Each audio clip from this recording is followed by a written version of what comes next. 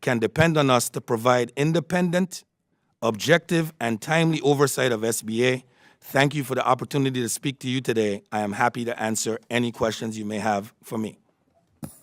Thank you very much, and you know that you know the drill. When the light turns red, your 5 minutes is up, okay? Right. We will now move to the member questions under the 5-minute rule. I recognize myself for 5 minutes. Before I get started, I want to reiterate how disappointed I am the administrator did not show up today.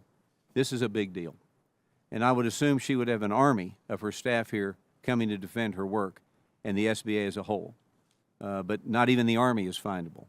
But today we're having this hearing with her seat as being empty.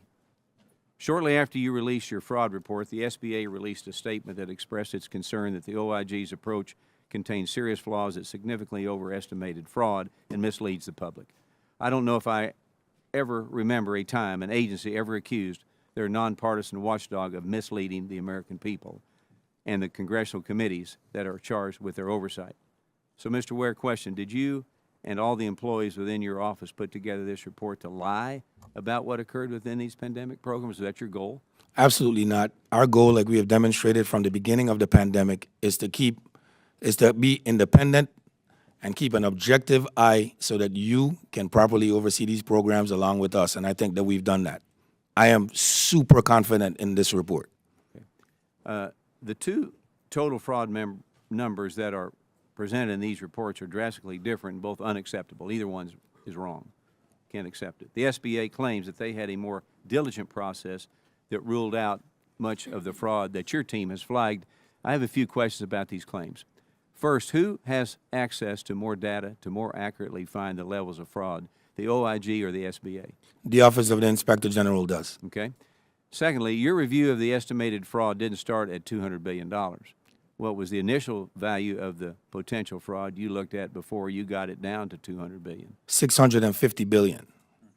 Has your office ever communicated that starting figure to the SBA? We have. Reporting from outside news organizations and researchers claim the levels of fraud were much higher than even your number. Your report says that the $200 billion figure is conservative. So do you think it's possible that you are underestimating the fraud numbers rather than overestimating as the SBA is claiming? I believe that as the data sets come available, more and more data sets to us, that the number could be calibrated. It could go up, it might go down, but I'm telling you that we have a cap on where we believe that fraud level is currently, and that's at the 200 and a little over 200 billion. So we must get an accurate picture of what money was obtained illegally so we can bring the criminals who took advantage of taxpayers to justice and get money back to the Treasury Department. And we're not just talking about this, we're talking about doing this. So while it's good to identify the fraud that occurred, it is going to all be in vain if we don't get this money back for the American people and just talk about it and don't deliver.